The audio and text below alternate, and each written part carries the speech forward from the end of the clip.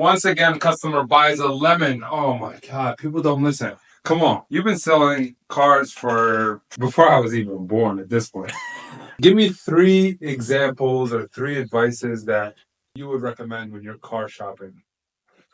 So I probably sold thousands of cars at this point, and here are the top 3 things to look for as a shopper when buying a used car. First thing, check in the Carfax. Most dealers have the Carfax report. If they don't, ask for it. If they won't give it to you, there's probably something on there they don't want you to see. The biggest thing is going to be accidents. The second biggest thing is going to be number of owners. And then I would say there are a lot of like fleet cars, rental cars, personal cars is what you want. That's the number one thing. Make sure it has a clean Carfax, gives you a good base before you even go check the car out. Nowadays, you can't really get around faking that kind of stuff. If the dealership won't give you a Carfax report, you can buy one. You just need the VIN number and you can buy one for about $40. And that's well worth it if you're serious about finding a car. The second thing, that takes a little bit of a trained eye, if you will. But you can pretty much tell just walking around the exterior of the car and looking for any mismatched paint from panel to panel.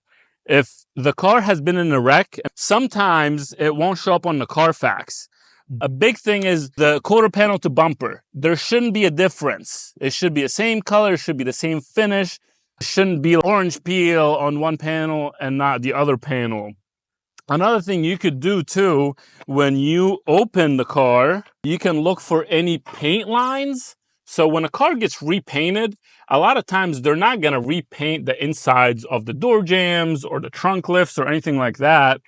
This car doesn't have any accidents, so you won't see any of that stuff. But again, this car doesn't have that issue. It's all the same color all throughout.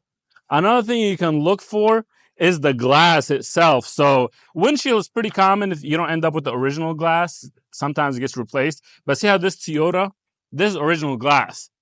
A more important thing to look for is also the back, because that's, if you get hit, sometimes it's really hard to see, but in the corners usually of the glass panel, right here, get this, Andrew. See how it says Toyota?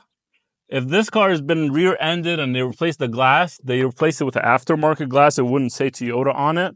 Wow, this is really cool, actually. Have you ever seen this before?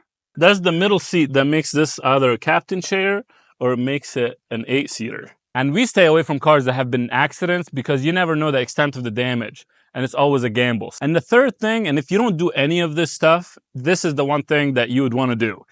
Take the car for a pre-purchase inspection at your own shop. If you don't have a shop, just call around any shop and ask for a pre-purchase inspection. And tell the dealer that you want to do that before you buy the car. Because if they have a problem with that, you're going to turn around and run away. They shouldn't have an issue with that. Even if there's nothing wrong with the car, even if the test drive was good, you want to get the car up on the lift because there's a lot of stuff that you can't tell unless the car is on a lift. And then they were going to tell you what the car will need in the future. Even if it doesn't need new brakes, how much brakes you have left, how much tires you have left. Is there any major services coming up? Things like that. So if you don't do anything, at least take the car to get a pre-purchase inspection before you buy it. That will save you a ton of money, and that way you won't end up with a lemon that you can't keep on the road.